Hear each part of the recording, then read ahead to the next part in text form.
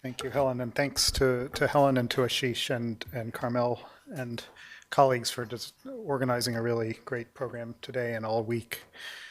I want to talk about areas where, in the vaccine space, where academic communities like ours and like those of many other people in the room from other institutions can make some advances in collaboration with the private sector and collaboration with NGOs and others. And I want to do it mainly in the area of I want to talk mainly about the idea of pre-planning. I'm not going to talk about the wonderful work that CEPI and others are doing in terms of designing vaccine candidates, but I really want to talk about sort of the next stage that comes after that.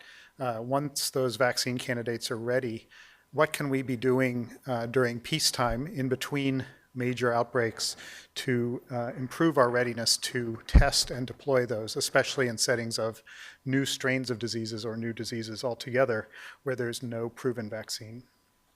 And I want to talk about pre-planning as a theme in three areas. The first is in ethics. So as many of you know and some of you experienced, there was ongoing debate for months, actually for most of the time that the 2014-15 West African Ebola outbreak was going, about the ethics of how we could do trials and other ways of examining the effectiveness of vaccines and especially therapeutics. Those debates consumed valuable time. They consumed a lot of energy. They were done by people who were tired and had lots of other things that they needed to be doing.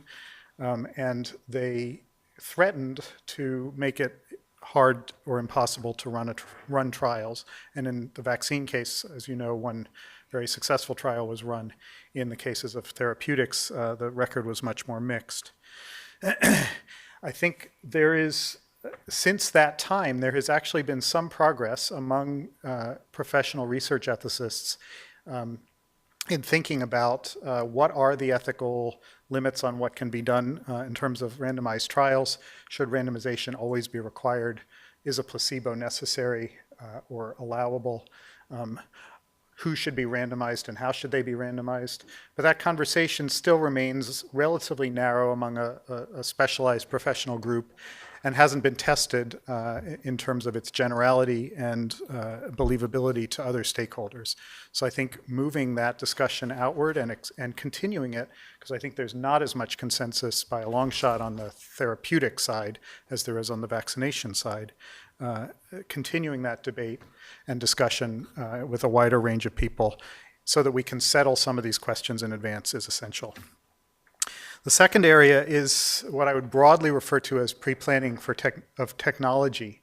And again, beyond the technology of creating vaccines, which is itself essential. But the technology, if you think about it, a vaccine trial is a technology. A design for a vaccine trial is a technology. And the invention on the fly at the moment of the ring vaccination trial as a way of testing a vaccine was perhaps the biggest advance in quite a long time in the technology of how we test vaccines. Ring vaccination had been used in public health, but not as a vaccine trial. There are many challenges to doing these vaccine trials in emergencies.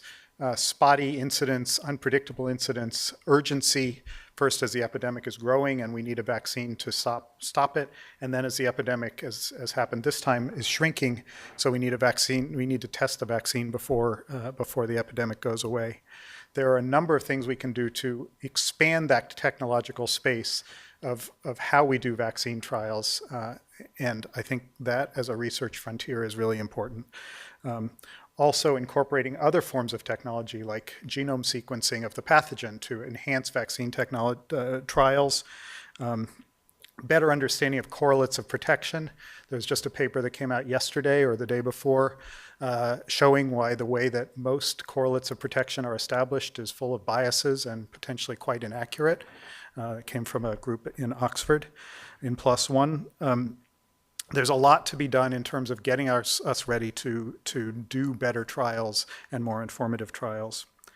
The third piece is logistics and pre-planning of protocols, and that's not so much my area of knowledge, so I won't speak about it. But as you know, There's a lot of effort to develop protocols for better in advance that can be tested ethically. Why pre-plan? Just briefly, it saves time.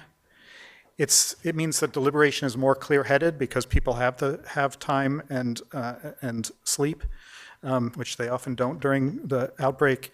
And it also allows people to get beyond their particular biases in the sense that they don't know which vaccine they may be in favor of at the time, and it's a much more neutral process if no one knows which team they're on at the time of deliberation.